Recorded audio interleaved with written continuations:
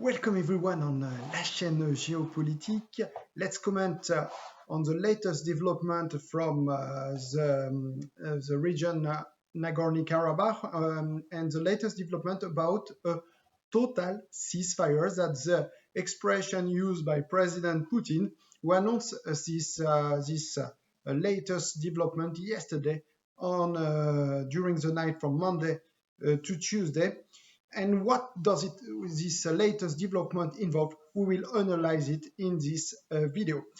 So as you know, this fierce fighting between Azeri and Armenian forces started on 27th of September, meaning 6 weeks ago. And so since 6 weeks, we have seen very fierce fighting with heavy death toll from both sides.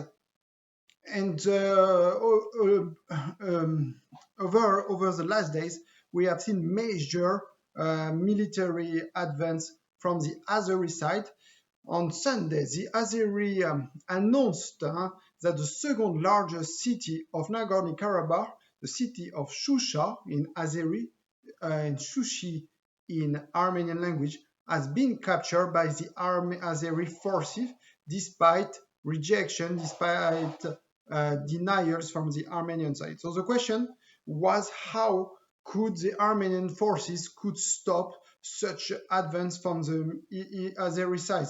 Because it's become very clear from weeks that the Azeri military takes the upper hand over the Armenian military. So demonstrating with military gains, especially around the buffer zone, nearly all the buffer zone around the territory of Nagorno-Karabakh have been captured over the last weeks.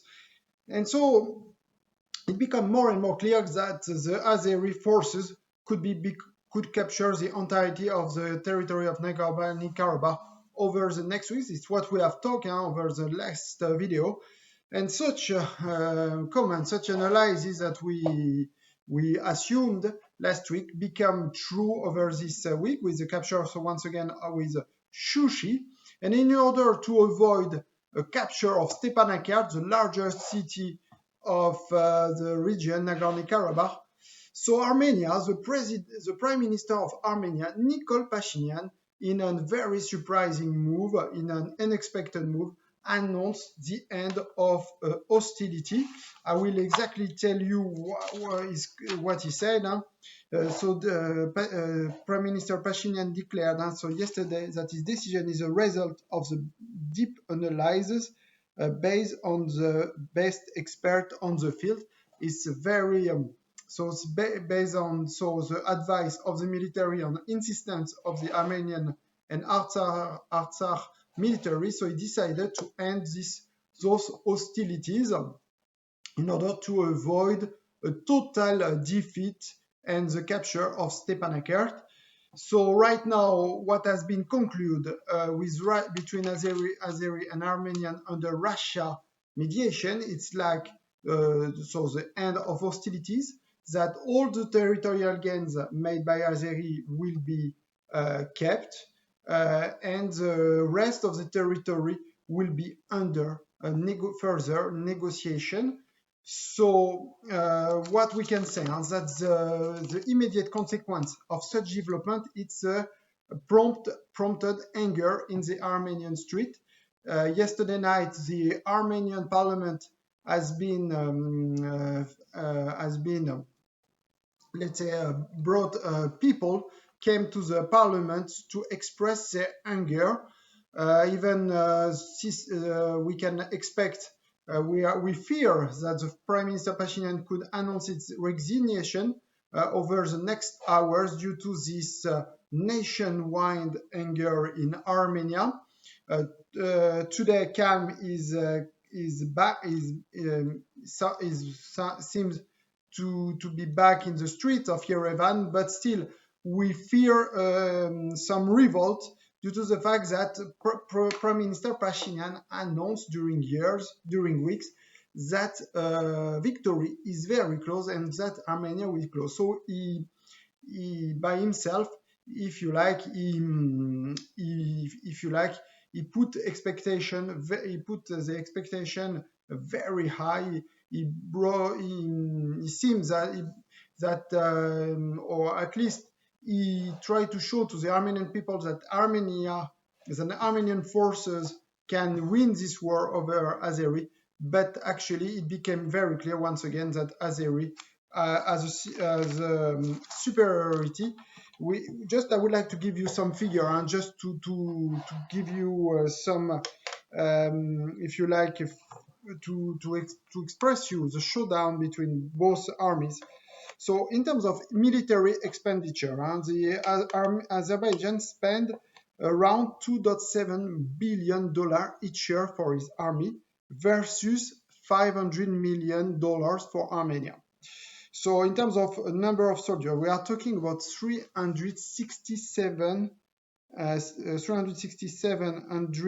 soldiers from Azeri side and 255,000 from the Armenian side. And in terms of artillery, we have 740 artilleries in the Azeri army and 293 in the Armenian army. So it becomes clear, in terms of based on those figures, that Azerbaijan, due to the growing revenue over the last years, could build an army which was ready to fight against Armenia at certain point. Azerbaijan from 2020 is not Azerbaijan from 1994, when it lost the war against Armenia due to the Russian support. And in 2020, the scenario totally changed, because this time Russia did not support Armenia and became neutral in this war.